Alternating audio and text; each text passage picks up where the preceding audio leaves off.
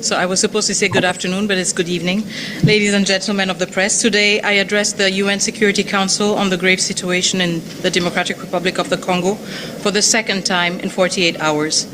We are at critical juncture, and I felt it was my duty to reiterate on behalf of the government and the people of the DRC the urgent need for decisive action by the Council. I welcome the fact that the Council has recognized Rwanda's responsibility for the violation of our sovereignty and our territorial integrity, as well as the violence currently unfolding in Goma.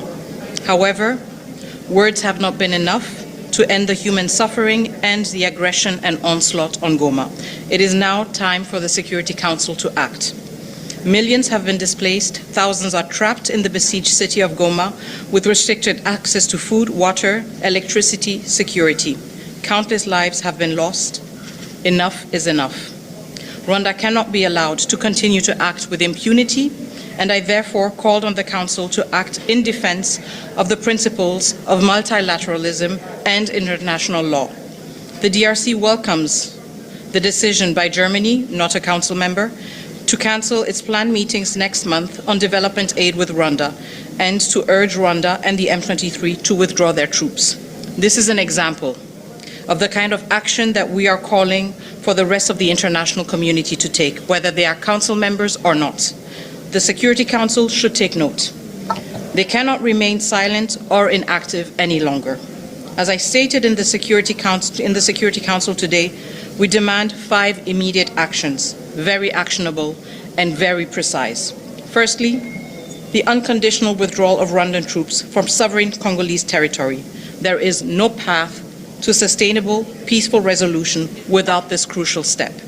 Secondly, it is imperative that the Council introduces sanctions targeting the command structure of the Rwandan Defense Forces to undermine its ability to wage war against the DRC and its people. Thirdly, the introduction of an embargo on Rwanda's illicit exploitation and exportation of mineral resources in the DRC will stem the financing of this aggression. As a reminder, the United Nations Group of Experts report, the last one, indicated that over 150 tons were illegally mined on a monthly basis and exported by Rwanda under the label of Rwandan minerals.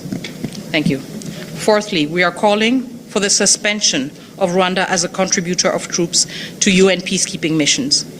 We need to end the double standard, where Rwanda is able to contribute to UN peacekeeping forces while its troops kill members of the MONUSCO mission and the SADC mission.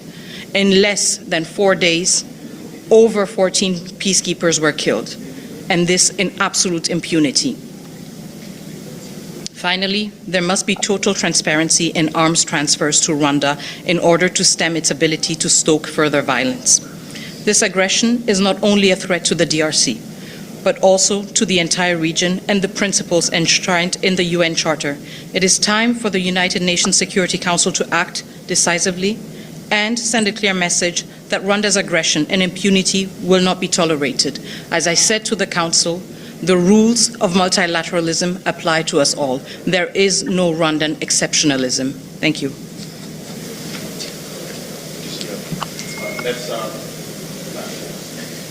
Yes. Minister Stefano Vaccaro, La Voce New York Ital Press. We heard what the Security Council, they did a lot of speeches about which of the P5, which one is not doing and didn't satisfy you or what you expected, and why the Security Council is still not doing what you expected the Security Council to do. I think we took note of the statements made by all the members of the Council, P5 and non-permanent members. We also know that there are these public statements, but right now the Council is also meeting behind closed doors. And so what counts for us, most importantly, is the outcome of those deliberations. It is important, of course, to hear permanent members and non-permanent members be very explicit. We noted a change in tone in some of the speeches that we heard today compared to 2 days ago. We welcome it. Of course, we deplore the fact that it had to come to at the cost of more human lives.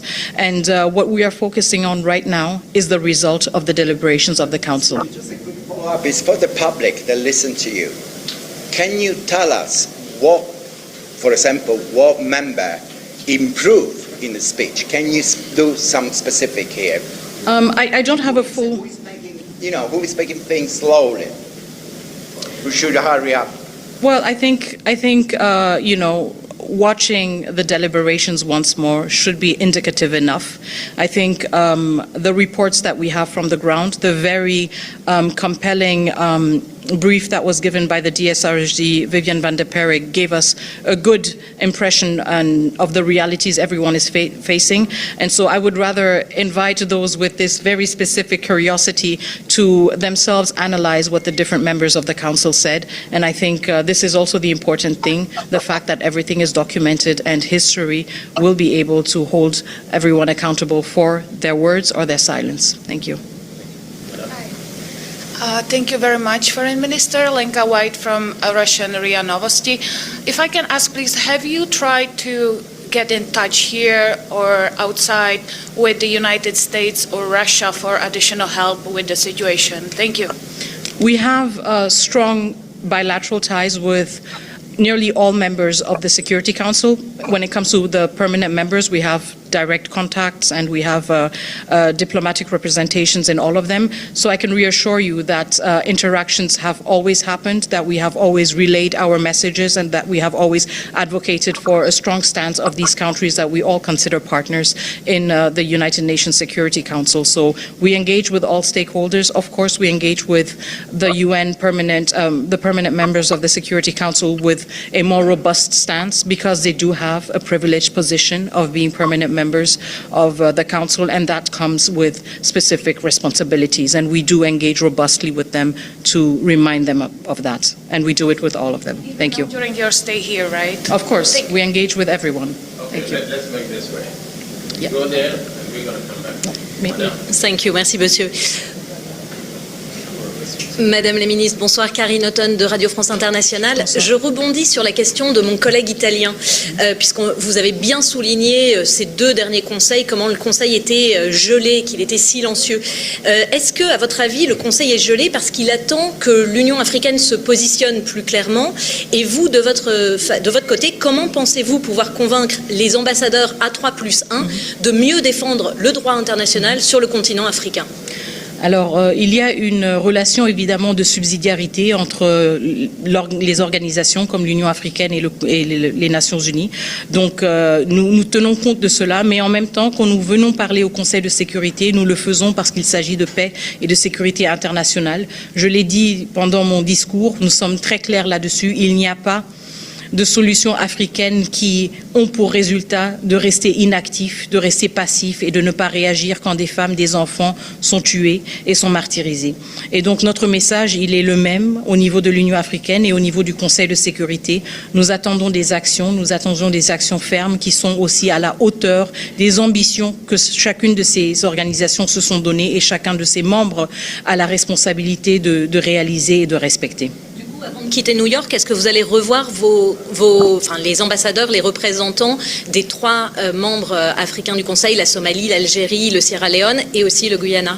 Alors, ce sont des échanges qui sont continus. Je suis ministre, donc je ne suis pas ici de manière permanente. Évidemment, nous avons une mission permanente qui a toujours des contacts très rapprochés avec tous les membres du Conseil de sécurité, y compris les A3+. Et donc, cet effort et ce travail va toujours continuer.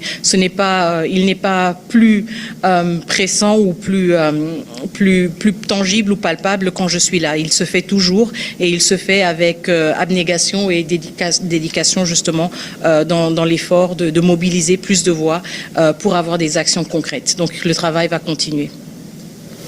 Foreign Minister, if I may. C'est la dernière.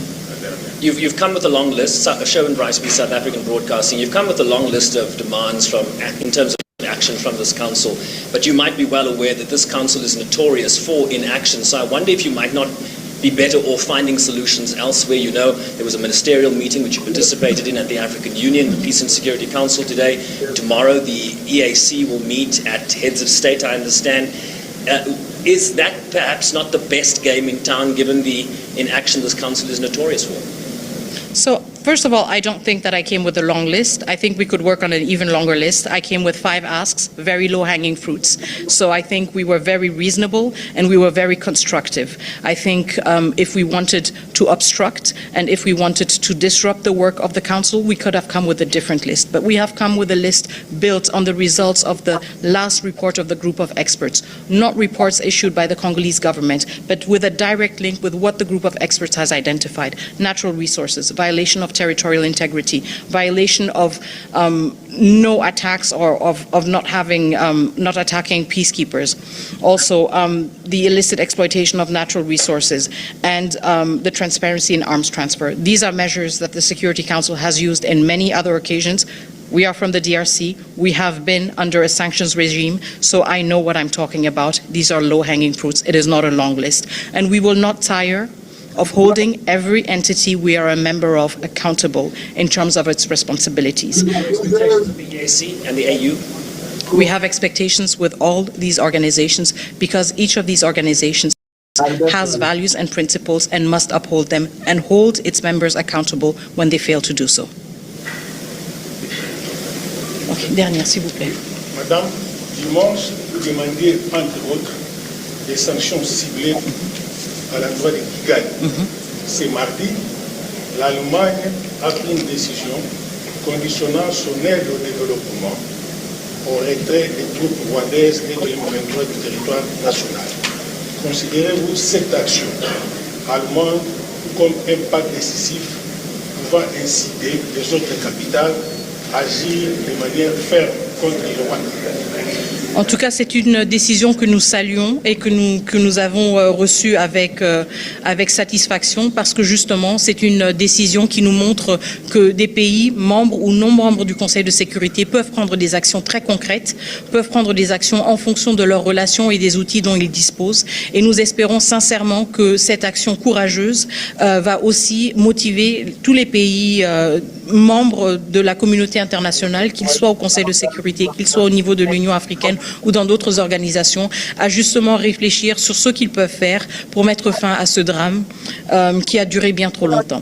Donc nous saluons cette initiative, mais nous ne pensons pas qu'elle devrait être isolée, nous pensons qu'elle devrait être l'inspiration d'autres initiatives robustes et informées par les capacités et les mécanismes dont chaque pays et chaque organisation dispose pour justement